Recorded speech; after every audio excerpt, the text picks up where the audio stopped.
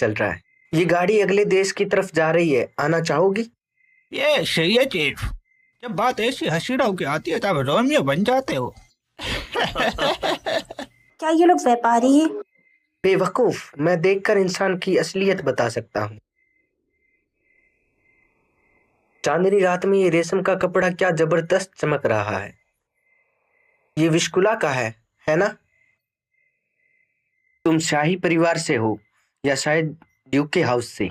तुम जैसी rice young lady इतनी रात को बाहर। सुनिए, क्या आप मुझसे ये रिंग खरीदेंगे?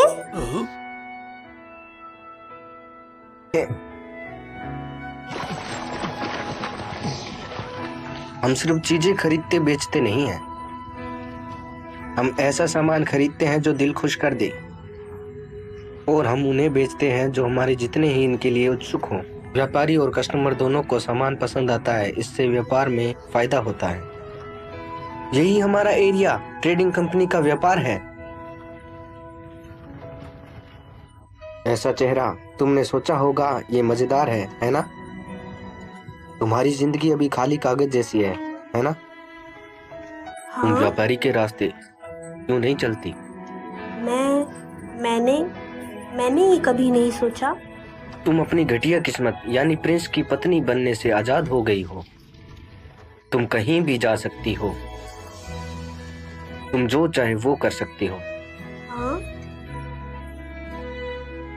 तो चाहूँ वो कर सकती हूँ?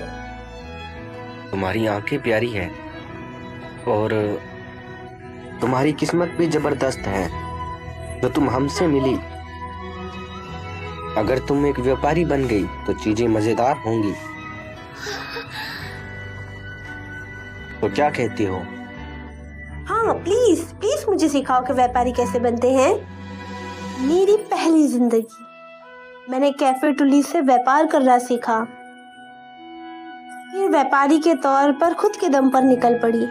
मैंने पूरी दुनिया और हर देश घूमने का ख्वाब भी देखा, और जब मेरी लिस्ट में बस एक देश रह गया था तब मैं एक युद्ध में फंस गई और फिर मेरी जान चली गई।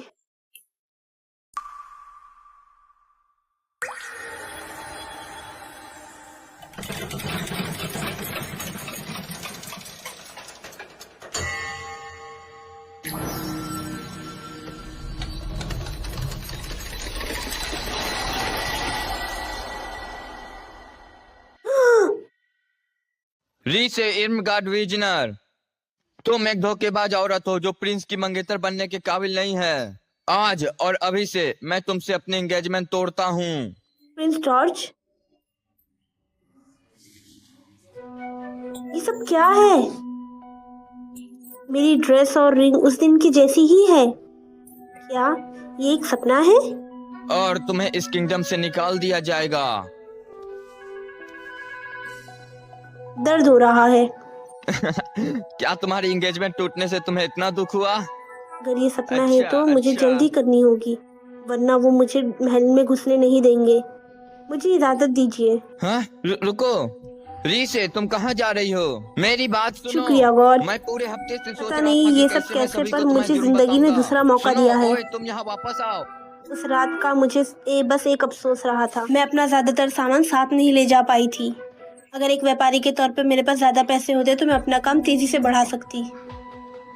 अब बस मुझे कैफेटेरिया की ट्रेडिंग कंपनी के लोगों से मिलना है, लेकिन मेरे पहुंचने तक कंपनी की गाड़ी वहां से जा चुकी थी। ये क्या हुआ? क्या ये मेरे घर से सामान लेने की वजह से हुआ है?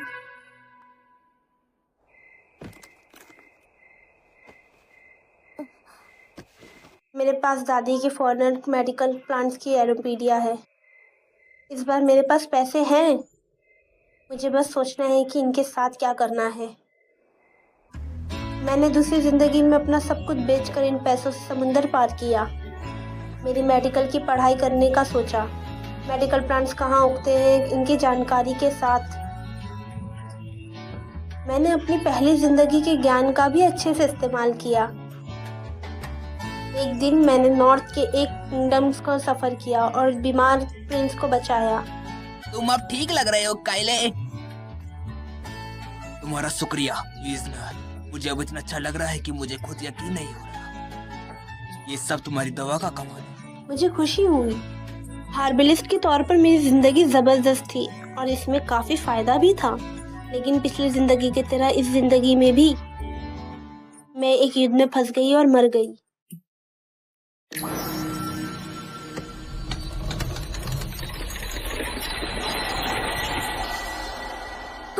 री से इर्मगार्ड विजनर, तुम एक धोखेबाज औरत हो जो प्रिंस की मंगेतर बनने के काबिल नहीं है। आज और अभी से मैं तुमसे अपनी एंगेजमेंट तोड़ता हूँ। ठीक है, समझ गई। घंटा समझ गई? अपनी तीसरी जिंदगी में भी किसी चीज की नजर डाल ली। पढ़ाई की एक खास किस्म जिसकी जानकारी मुझे पिछले जन्म में हुई थी, और उसकी एक महान स्कॉलर जो इसमें माहिर था।